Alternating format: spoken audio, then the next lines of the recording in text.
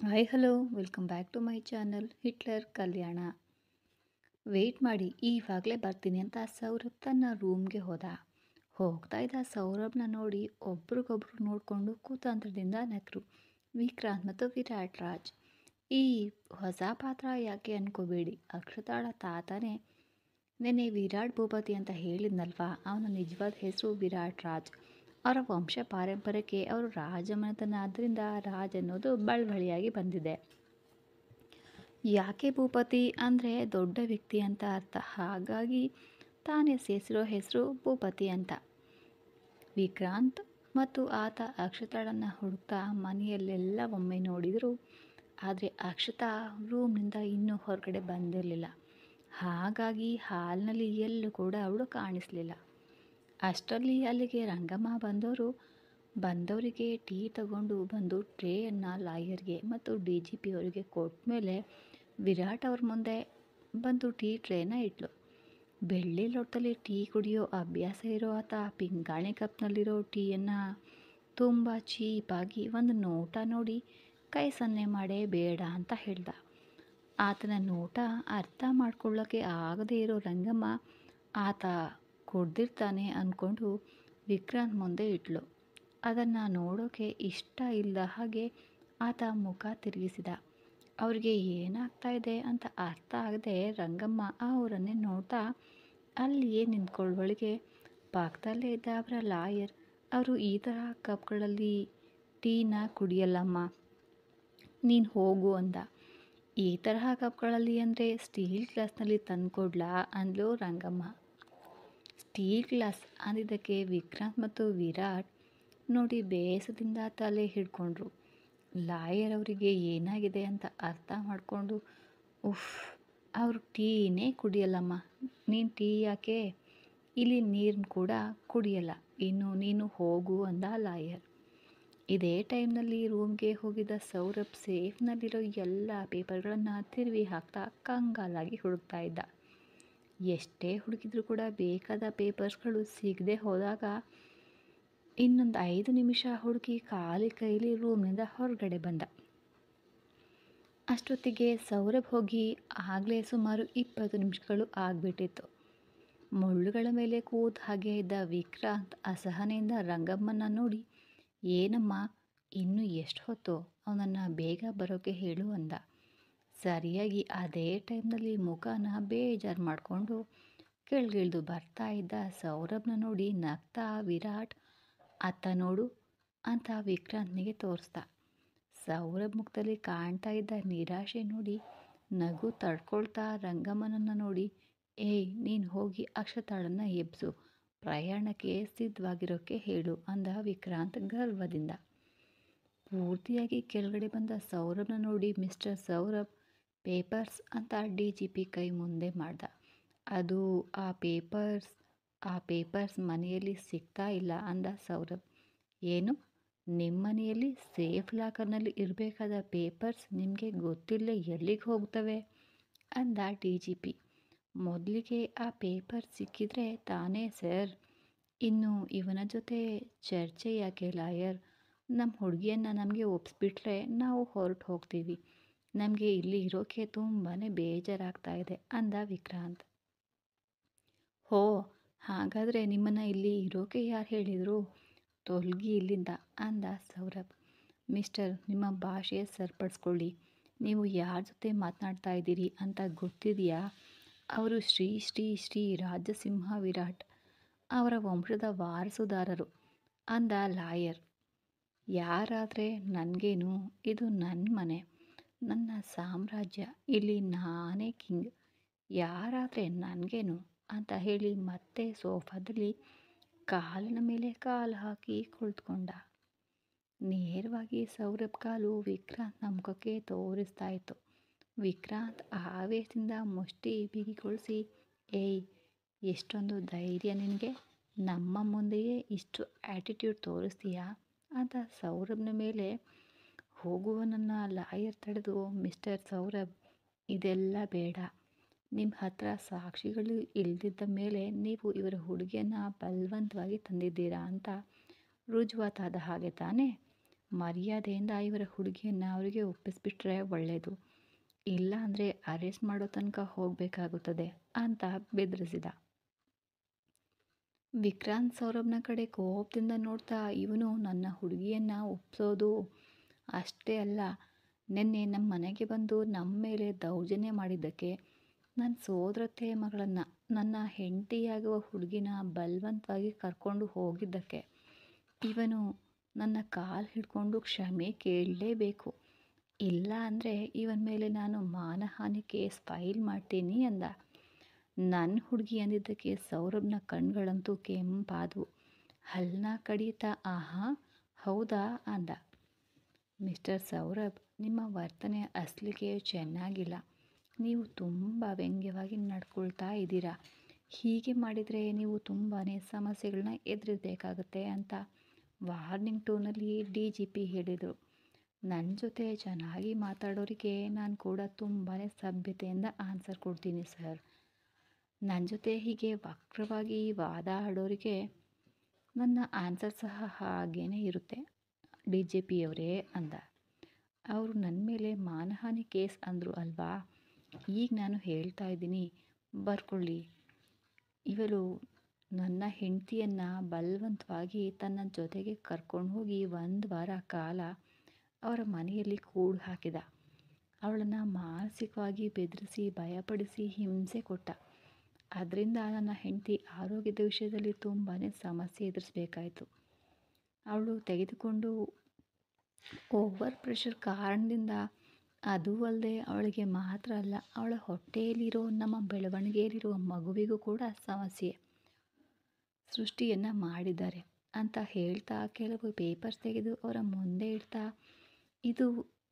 ಇವೆಲ್ಲದರ ಬಗ್ಗೆ ನಾನು ಲಿಖಿತವಾಗಿ ಬರ್ಕೊಡ್ತಾ ಇರುವಂತಹ ಕಂಪ್ಲೇಂಟ್ ಮತ್ತು ಅಂತ ನಿಲ್ಲಿಸಿ ವಿಕ್ರಾಂತ್ನ ಕಡೆ ಓರೆಗೆ ನೋಡಿ ಆ್ಯಟಿಟ್ಯೂಡ್ ಸ್ಮೈಲ್ನೊಂದಿಗೆ ತನ್ನ ಶರ್ಟ್ ಒಳಗಡೆ ಇದ್ದ ಕೆಲವು ಪೇಪರ್ಸ್ ತೆಗೆದು DGP ಕೈಗೆ ಕೊಡ್ತಾ, ಇವು ನೀವು ಎಷ್ಟೊತ್ತಿಂದ ಕೇಳ್ತಾ ಇದ್ದೀರಲ್ಲ, ನಮ್ಮ ಮ್ಯಾರೇಜ್ ಕಾಂಟ್ರಾಕ್ಟ್ ಪೇಪರ್ಸ್, ನಮ್ಮ ಮ್ಯಾರೇಜ್ ರಿಜಿಸ್ಟರ್ ಪೇಪರ್ಸ್, ನಮ್ಮಿಬ್ಬರಿಗೂ ಹುಟ್ಟಲಿರೋ ಮಗು ನನ್ನ ಹೆಂಡತಿ ಹೊಟ್ಟೆಯಲ್ಲಿ ಬೆಳೀತಾ ಇದೆ ಅನ್ನೋದಕ್ಕೆ ಸಾಕ್ಷಿಯಾಗಿ ಈ ರಿಪೋರ್ಟ್ಸ್ ಮತ್ತು ಇನ್ನೂ ಕೆಲವು ನಮ್ಮಿಬ್ಬರ ಪರ್ಸ್ನಲ್ ಲೈಫ್ಗೆ ಸಂಬಂಧಿಸಿದ ಫೋಟೋಗಳು ಅಂತ ಒಂದು ದೊಡ್ಡ ಫೈಲನ್ನೇ DGP ಕೈಗೆ ಕೊಟ್ಟ ಸೌರಭ್.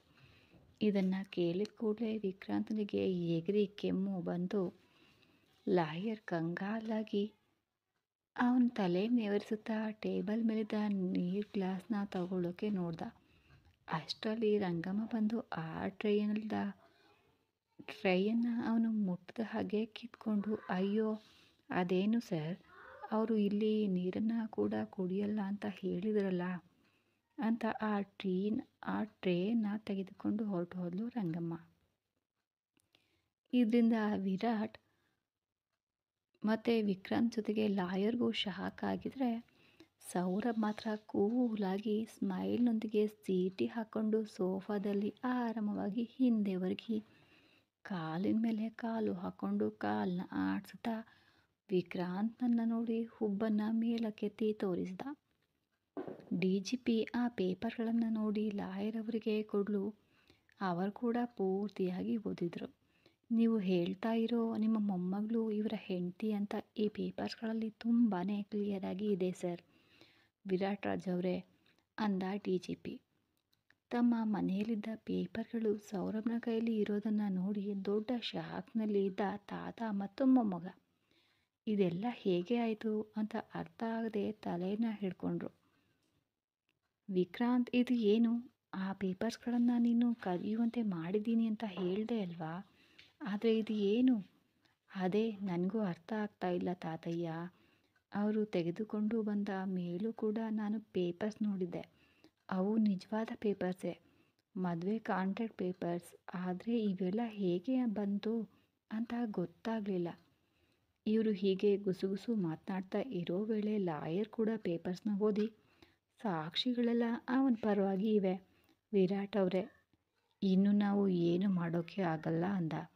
ಆದರೂ ಕೂಡ ಸೋಲನ್ನ ಒಪ್ಪಿಕೊಳ್ಳೋಕ್ಕೆ ಇಷ್ಟ ಇಲ್ಲದ ವಿಕ್ರಾಂತ್, ಹಾಗೆ ಹೇಗೆ ಆಗುತ್ತೆ, ಅವನು ನನ್ನ ಅಕ್ಷತಾನ ಬಲವಂತವಾಗಿ ಒಪ್ಪಿಸಿ ಕಾಂಟ್ರಾಕ್ಟ್ ಮೇಲೆ ಸೈನ್ ಮಾಡಿಸ್ಕೊಂಡಿರ್ತಾನೆ, ಅಸಲಿಗೆ ನನ್ನ ಅಕ್ಷತಾಗೆ ಮದುವೆ ಇಷ್ಟ ಇಲ್ಲ. ಆ ವಿಷಯ ಅವಳೇ ನನಗೆ ಸ್ವಂತ ಹೇಳಿದ್ದಾಳೆ ಕೂಡ. ನನಗೆ ಅಷ್ಟೇ ಅಲ್ಲ, ಅವನಿಗೂ ಹೇಳಿದ್ದಾಳೆ. ಬೇಕಾದರೆ ಅವನ್ನೇ ಕೇಳಿ ಅಂದ. ನಾನು ಬಲವಂತವಾಗಿ ಒಪ್ಪಿಸಿ ಮದುವೆ ಮಾಡ್ಕೊಳ್ಳೋ ಅಗತ್ಯ ಇಲ್ಲ. ನೀನು ಹೇಳ್ತಾ ಇರೋ ಸೋ ಕಾಲ್ಡ್ ನಿಮ್ಮ ಅವಳನ್ನು ಸಾಕಿದ ಅಪ್ಪ ನನಗೆ ಮಾರಿಬಿಟ್ಟಿದ್ದಾನೆ. ಕೇಳಿದ್ರಿ ಅಲ್ವಾ ಡಿ ಜಿ ಪಿ ಅವರೇ, ಇವನು ಹೇಳಿದ್ದು. ಇವನು ನನ್ನ ಅಕ್ಷತಾನ ಇಷ್ಟಪಟ್ಟು ಮದುವೆ ಮಾಡಿಕೊಂಡಿಲ್ಲ, ಹಣ ಕೊಟ್ಟು ಖರೀದಿ ಮಾಡಿದ್ದಾನೆ.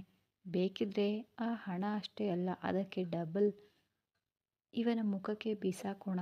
ಅಷ್ಟೇ ಹೊರತು ನನ್ನ ಅಕ್ಷತಾನ ಇಂಥವನ ಹತ್ರ ಬಿಡೋಕೆ ನಾನು ಒಪ್ಪಲ್ಲ ಅಂದ. ಈಗ ನಿಮ್ಮ ಅಕ್ಷತಾ ಹೊಟ್ಟೆಯಲ್ಲಿ ನನ್ನ ಮಗು ಬೆಳೀತಾ ಇದೆ, ಅದು ನನಗೆ ಮಗು ಹುಟ್ಟಿ ಕೊಡ್ತೀನಿ ಅಂತ ನನ್ನ ಕಾಂಟ್ಯಾಕ್ಟ್ ಪೇಪರ್ಸ್ ಮೇಲೆ ಸೈನ್ ಮಾಡಿದೆ.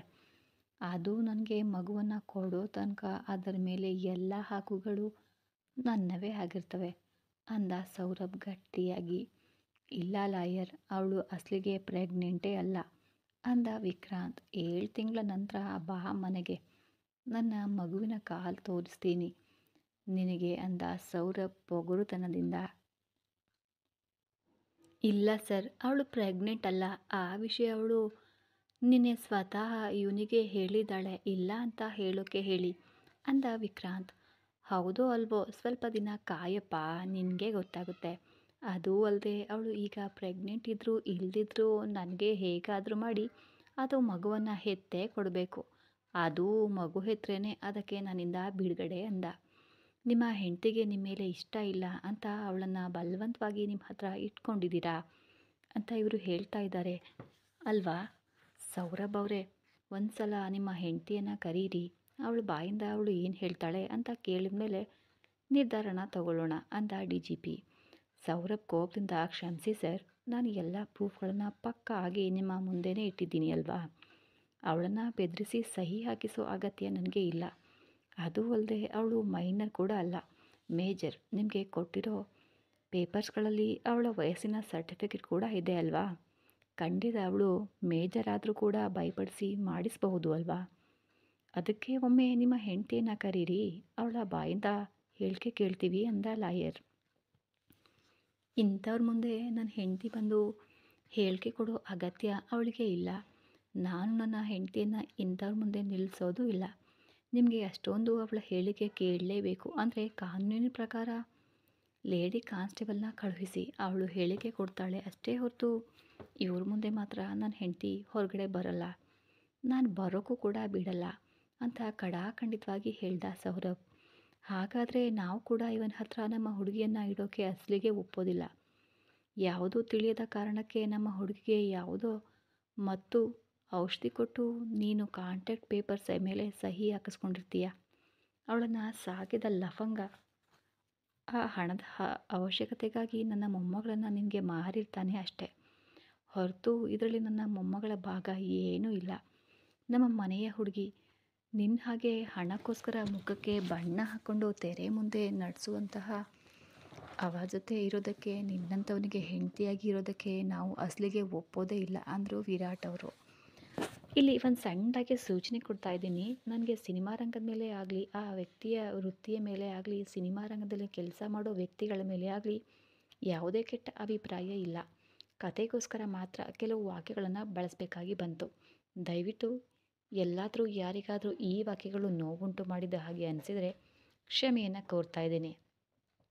ಕತೆನ ಮತ್ತೆ ಶುರು ಮಾಡ್ತೀನಿ. ಪ್ರತಾಪ್ ಮಾತಿಗೆ ಸೌರಭ್ ಕೋಪದಿಂದ ಸೋಫಾದಿಂದ ಎದ್ದು ನಿಂತು, ಹಾಗಾದರೆ ನನ್ನ ಮನೆಯಲ್ಲಿ ಒಂದು ಕ್ಷಣ ಕೂಡ ಇರೋಕ್ಕೆ ಅವಕಾಶ ಇಲ್ಲ. ಮೊದಲು ಇಲ್ಲಿಂದ ತೊಲಗಿ. ನಿನ್ನ ಮೊಮ್ಮಗಳನ್ನು ನನಗೆ ಮಾರಿರೋದು ಅವಳ ಅಪ್ಪ ಭಟ್ ಖಾನ್. ಏನಿದ್ರೂ ಅವನ ಜೊತೆ ಹೋಗಿ ತೀರಿಸ್ಕೊ. ನಾನು ಮಾತ್ರ ನನ್ನ ಮಗು ನನ್ನ ಕೈಗೆ ಬರೋ ತನಕ ನನ್ನ ಹೆಂಡತಿಯನ್ನು ಬಿಡೋ ಪ್ರಶ್ನೆಯೇ ಇಲ್ಲ. ಬೈ ಹುಕ್ ಆರ್ ಕ್ರುಕ್ ಹೇಗಾದರೂ ನನ್ನ ಹೆಂಡತಿಯನ್ನು ನನ್ನ ಹತ್ರ ಇಟ್ಕೊಳ್ಳೇಬೇಕು ಅಂತ ನನಗೆ ಚೆನ್ನಾಗಿ ಗೊತ್ತಿದೆ. ಬೇಕಿದ್ರೆ ಕಾನೂನು ಪ್ರಕಾರವೇ ಹೋಗ್ತೀನಿ ಅಂತ ಆವೇಶದಿಂದ ಸೌರಭ್. ಏಯ್, ಮಾತುಗಳು ಸರಿಯಾಗಿ ಬರಲಿ, ಇಲ್ಲ ಅಂದರೆ ನಿನ್ನ ಅಂತ ಸೌರಭ್ ಕಾಲನ್ನು ಹಿಡಿಯೋಕ್ಕೆ ಮುಂದೆ ಬಂದ ವಿಕ್ರಾಂತ್. ಸೌರಭ್ ಕಾಲನ್ನು ಹಿಡಿಯೋ ಮೊದಲು ವಿಕ್ರಾಂತ್ನ ಕೆನ್ನೆಗೆ ಹೊಡೆದು ಕೆಳಗಡೆ ಬೀಳಿಸಿದ ಸೌರಭ್. ಮಿಸ್ಟರ್ ಸೌರಭ್, ಇದು ಏನು? ನಮ್ಮ ಮುಂದೆಯೇ ನೀನು ಹೀಗೆ ನನ್ನ ಕ್ಲೈಂಟ್ ಮೇಲೆ ಕೈ ಮಾಡೋದು ಸರಿಯಲ್ಲ. ನಾನು ನಿಮ್ಮ ಮೇಲೆ ಕೇಸ್ ಹಾಕಬೇಕಾಗುತ್ತೆ ಅಂತ ಲಾಯರ್ ಮುಂದೆ ಬರ್ತಾಯಿದ್ರೆ ಅವನ ಬಾಯಿ ನಿಲ್ಲದಿದ್ರೆ ನನ್ನ ಕೈ ಮಾತ್ರ ನಿಲ್ಲಲ್ಲ. ಅವನು ಬೊಗಳುವ ನಾಯಿಯೇ ಇರಬಹುದು, ಆದರೆ ನಮ್ಮ ಹತ್ರ ಹಾಗಲ್ಲ. ಡೈರೆಕ್ಟ್ ಆ್ಯಕ್ಷನ್ ಮಾತ್ರ ಇರುತ್ತೆ. ಅನಾವಶ್ಯಕವಾಗಿ ನನ್ನ ಕಡೆಗೆ ಬಂದರೆ ಯಾರನ್ನು ಕೂಡ ನಾನು ಸುಮ್ಮನೆ ಬಿಡಲ್ಲ. ನಿಮಗೆ ಬೇಕಾದ ಸಾಕ್ಷಿಗಳು, ರುಜುವಾತುಗಳು, ಪಕ್ಕಾ ಪ್ರೂಫ್ ಜೊತೆ ನಿಮ್ಮ ಮುಂದೆನೇ ಇಟ್ಟಿದ್ದೀನಿ ತಾನೇ. ಇನ್ನೊಂದು ಕ್ಷಣ ಇವರು ನನ್ನ ಕಣ್ಮುಂದೆ ಇದ್ದರೂ, ನನ್ನ ಮನೆಯಲ್ಲಿ ಇದ್ದರೂ ನನ್ನ ಸೆಕ್ಯೂರಿಟಿಯಿಂದ ಕತ್ತು ಹಿಡಿದು ಹೊರಗಡೆ ಹಾಕ್ತೀನಿ ಮತ್ತು ನಾನು ಕೇಸ್ ಫೈಲ್ ಮಾಡಬೇಕಾಗತ್ತೆ. ಏನು ಹೇಳ್ತೀರಾ DGP ಅವರೇ? ನಾನು ಹೇಳ್ತಾ ಇರೋದು ಸರಿ ಅಲ್ವಾ ಅಂದ ಸೌರಭ್. ಇದರಿಂದ ಆ ಲಾಯರ್ಗೂ ಸೌರಭ್ ಪರವಾಗಿಯೇ ನ್ಯಾಯ ಇರೋದ್ರಿಂದ ಸೈಲೆಂಟಾಗಿ ಅವರ ಹತ್ರ ಬಂದು, ರಾಜ ಅವರೇ, ಈಗ ನಾವು ಜಗಳ ಮಾಡೋದು ಸರಿಯಲ್ಲ. ಪ್ರೂಫ್ಸ್ ಎಲ್ಲ ಅವನಿಗೆ ಫೇವರ್ ಆಗಿವೆ. ನಾವು ಬೇರೆ ರೀತಿಯಲ್ಲಿ ಪ್ರಯತ್ನ ಮಾಡೋಣ. ಈಗ ನಾವು ಸೈಲೆಂಟಾಗಿ ಇಲ್ಲಿಂದ ಹೊರಟು ಹೋಗೋದೇ ನಮಗೆ ತುಂಬಾ ಒಳ್ಳೆಯದು. ಇಲ್ಲಾಂದರೆ ಮೀಡಿಯಾ, ಪೊಲೀಸ್ ಕೇಸ್ ಅಂತ ರಾದ್ಧಾಂತ ಆಗುತ್ತೆ ಅಂದ ಮೆಲ್ಗೆ. ವಿರಾಟ್ ಅವರು ಲಾಯರ್ ಮಾತು ಕೇಳಿ ಇನ್ನೂ ತಪ್ಪದೆ ಅಲ್ಲಿಂದ ಹೊರಡೋದು ಅನಿವಾರ್ಯ ಆಯಿತು. ಈಗ ಬಿಟ್ಟು ಹೋಗ್ತಾ ಇದ್ದೀವಿ ಅಂತ ಅಂದ್ಕೊಂಡು ಸಂಭ್ರಮಿಸಬೇಡ, ಮತ್ತೆ ಬರ್ತೀನಿ, ಮತ್ತೆ ಮತ್ತೆ ಬರ್ತಾನೆ ಇರ್ತೀನಿ. ಆದರೆ ಯಾವತ್ತಿಗೂ ಅಕ್ಷತಳನ್ನು ನಿನ್ನಂಥವನ ಹತ್ರ ಇರೋಕ್ಕೆ ಮಾತ್ರ ಬಿಡಲ್ಲ. ಪ್ರಯತ್ನ ಮಾಡಪ್ಪ, ಅವಳನ್ನು ಯಾಕೆ, ಅಟ್ಲೀಸ್ಟ್ ಅವಳ ನೆರಳನ್ನು ಕೂಡ ಟಚ್ ಮಾಡೋಕ್ಕೆ ಬಿಡಲ್ಲ ಅಂದ ಸೌರಭ್. ವಿಕ್ರಾಂತ್ ಕೋಪದಿಂದ ಅದನ್ನು ನೋಡ್ತೀನಿ ಕಣೋ ಅಂತ ವೇಗವಾಗಿ ಅಲ್ಲಿಂದ ಹೊರಗಡೆ ಹೋಗಲು ಅವನ ಹಿಂದೆಯೇ ಲಾಯರ್, DGP ಕೂಡ ಹೊರಟರು. ಕೋಪದ ನಡುವೆ ಅಕ್ಷತಾಳ ಸ್ಥಿತಿ ಅವರೆಲ್ಲ ಹೊರಟರು. ಹೋದ್ಮೇಲೆ ಅಕ್ಷತಾ ರೂಮ್ಗೆ ಹೋಗ್ತಾ ಇದ್ದ ಸೌರಭ್ನ ರಾಘವಯ್ಯ ಅವರು ಕರೆದರು. ಆದರೆ ಅವರ ಮಾತನ್ನು ಕೇಳದ ಹಾಗೆ, ಅಲ್ಲಿ ಒಬ್ಬ ಮನುಷ್ಯ ಇದ್ದ ಹಾಗೆ ಕೂಡ ಗಣನೆಗೆ ತೆಗೆದುಕೊಳ್ಳದ ಹಿಟ್ಲರ್ ಅಕ್ಷತಾ ರೂಮ್ಗೆ ಹೋಗಿ ಡೋರ್ನ ಕ್ಲೋಸ್ ಮಾಡಿದ ಸೌರಭ್. ಡೋರ್ ಕ್ಲೋಸ್ ಮಾಡಿ ಹಿಂದೆ ಅಷ್ಟೊತ್ತಿಗೆ ನಿದ್ದೆಯಿಂದ ಎದ್ದು ಫ್ರೆಶ್ ಆಗಿ ಬೆಡ್ ಮೇಲೆ ಕೂತಿದ್ದ ಅಕ್ಷತಾಳನ್ನು ನೋಡಿ ಅವಳ ಮಾತನ್ನೆಲ್ಲ ಕೇಳಿದ್ದಾಳೆ ಅಂತ ಅರ್ಥ ಮಾಡಿಕೊಂಡು ಸೈಲೆಂಟಾಗಿ ಹಿಂದೆ ತಿರುಗಿ ಹೋಗ್ತಾ ಇದ್ದರೆ, ಸೌರಭ್ ಬಂದ ಕೂಡಲೇ ಬೆಡ್ಲಿಳಿದು ಏನೋ ಮಾತಾಡಲು ಅಂತ ಶುರು ಮಾಡಿದ್ಲು. ಅವಳು ಅಸಹಾಯಕಳಾಗಿ ಮಾತು ಶುರು ಮಾಡೋದು ತಡ. ಕೋಪದಿಂದ ಹಿಂದೆ ತಿರುಗಿ ಬಾಯಿ ಮುಚ್ಚು ಅಂದ ಬೆರಳು ತೋರಿಸ್ತಾ.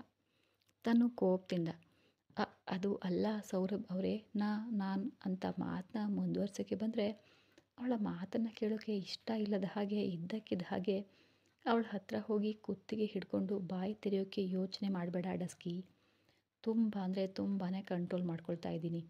ನೀನು ಅನಾವಶ್ಯಕವಾಗಿ ಕೆಣಕಿದ್ರೆ ಅನ್ಕೋ, ನಿನ್ನನ್ನು ಈಗಲೇ ನಿಂತಿರೋ ಜಾಗದಲ್ಲೇ ಕೊಂದು ಮಣ್ಣು ಮಾಡಿಬಿಡ್ತೀನಿ ಅಂದ ಕೋಪದಿಂದ ಸೌರಭ್. ಕುತ್ತಿಗೆ ಸುತ್ತ ಬಲವಾಗಿ ಬಿದ್ದಿದ್ದ ಸೌರಭ್ನ ಹಿಡಿತದಿಂದ ಕಷ್ಟಪಟ್ಟ ಕೂಡ ಒಂದು ಮಾತು ಹೊರಗಡೆ ಬರಲೇ ಇಲ್ಲ. ಅಕ್ಷತಾಳಿಗೆ ತುಂಬಾ ನಿಧಾನವಾಗಿ ಸಿಗ್ತಾ ಇದ್ದ ಉಸಿರು, ತುಂಬ ಹತ್ತಿರದಲ್ಲಿ ಇದ್ದ ಅವನ ಕಣ್ಣುಗಳಲ್ಲಿ ಅವಳ ಮೇಲೆ ಕೋಪ. ಅನಿವಾರ್ಯ ಪರಿಸ್ಥಿತಿಯಲ್ಲಾದರೂ ಕೂಡ ತಾನು ಮಾಡಿದ್ದು ತಪ್ಪು. ಅದು ಅವಳನ್ನು ಅವನ ಮುಂದೆ ತಲೆ ಎತ್ತದ ಹಾಗೆ ಮಾಡ್ತಾ ಇದ್ದರೆ ಭಾರವಾಗಿ ಕಣ್ಣುಗಳನ್ನು ಕೆಳಗಡೆ ಇಳಿಸಿದ್ಲು ಅಕ್ಷತಾ. ಅವಳ ಕಣ್ಣುಗಳನ್ನು ಕೆಳಗಡೆ ಇಳಿಸಿದ ಮರುಕ್ಷಣವೇ ಅವಳ ಕುತ್ತಿಗೆಯನ್ನು ಬಿಟ್ಟು, ನಾನು ಯಾರು ಅಂತ ಗೊತ್ತಿಲ್ಲ ಅಂದೆ ಅಲ್ವಾ, ಸ್ವಲ್ಪ ದಿನ ಹಾಗೇ ಇರು. ನನ್ನ ಮಗು ನನಗೆ ಕೊಟ್ಟ ಮೇಲೆ ನೀನು ಯಾವ ಗಂಗೆಯಲ್ಲಿ ಬಿದ್ದರೂ ನನಗೇನು ಸಂಬಂಧ ಇಲ್ಲ ಅಂತ ಹೇಳಿ ಅಲ್ಲಿಂದ ಇನ್ನೊಂದು ಕ್ಷಣ ಕೂಡ ನಿಲ್ಲದೇ ಹೊರಟು ಹೋದ ಸೌರಭ್ ತುಂಬಾ ಕೋಪದಿಂದ. ನಿಂತರೆ ಮಾತ್ರ ಡಸ್ಕಿ ಫೇಸ್ ಯಾವ ಆಕಾರಕ್ಕೆ ಬೇಕಾದರೂ ಬದಲಾಗಬಹುದು ಅನ್ನೋ ಉದ್ದೇಶದಿಂದ ಅವಳ ಮೇಲೆ ಕೈ ಮಾಡಬಾರ್ದು ಅನ್ನೋದಕ್ಕೋಸ್ಕರ. ಸೌರಭ್ ಹೋದ ಮೇಲೆ ಅಕ್ಷತಾ ಅಳ್ತಾ ಬೆಡ್ ಮೇಲೆ ಕುಳಿತುಕೊಂಡ್ಳು. ಹೊರಗಡೆ ಅವರು ಬಂದಾಗಲೇ ಅವ್ರ ಮಾತುಗಳು ಕೇಳಿಸಿ ಸಣ್ಣದಾಗಿ ಡೋರ್ನ ಓಪನ್ ಮಾಡಿದ ಅಕ್ಷತಾಳಿಗೆ ಹೊರಗಡೆ ವಿಕ್ರಾಂತ್ನನ್ನು ನೋಡಿದ ಭಯದಿಂದ ಚಟಕ್ಕನೆ ಡೋರ್ನ ಹಾಕಿ ಡೋರಿಗೆ ಒರಗಿಕೊಂಡು ಕೆಳಗಡೆ ಕೂತು ಆ ದಿನ ಸೌರಭ್ನ ಶೂಟ್ ಮಾಡಿದಾಗಿನ ತನ್ನ ಪರಿಸ್ಥಿತಿಯನ್ನು ನೆನೆಸ್ಕೊಂಡು ಅಳ್ತಾ ಇದ್ಲು. ಅವರು ಹೊರಟು ಹೋದ್ಮೇಲೆ ಅಕ್ಷತಾಳ ಮನಸ್ಸು ಸ್ವಲ್ಪ ಸಮಾಧಾನಗೊಂಡು ಕಷ್ಟೇ ಹೋಗಿ ಬೆಡ್ ಮೇಲೆ ಕುಳಿತುಕೊಂಡ್ಳು. ಸರಿಯಾಗಿ ಆಗಲೇ ಸೌರಭ್ ಡೋರ್ನ ಓಪನ್ ಮಾಡಿಕೊಂಡು ಒಳಗಡೆ ಬಂದಿದ್ದ.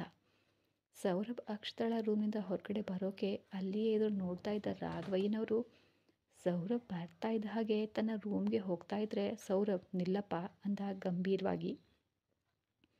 ಅಸಲಿಗೆ ಸೌರಭ್ಗೆ ಆ ಕರೆ ಗಣನೆಗೆ ತೆಗೆದುಕೊಳ್ಳೋಕೆ ಇಷ್ಟ ಇಲ್ಲದೇ ಇದ್ದರೂ ಕೂಡ ಅವರಿಗೂ ಒಂದು ಸಲ ಕ್ಲಾರಿಟಿ ಕೊಟ್ಬಿಟ್ರೆ ಕೆಲಸ ಮುಗಿಯುತ್ತೆ ಅಂತ ಮೆಟ್ಟಿಲು ಏರ್ತಾ ಇದ್ದ ಆತ ಅಲ್ಲೇ ನಿಂತು ಹಿಂದೆ ತಿರುಗಿದ್ದೇನೆ.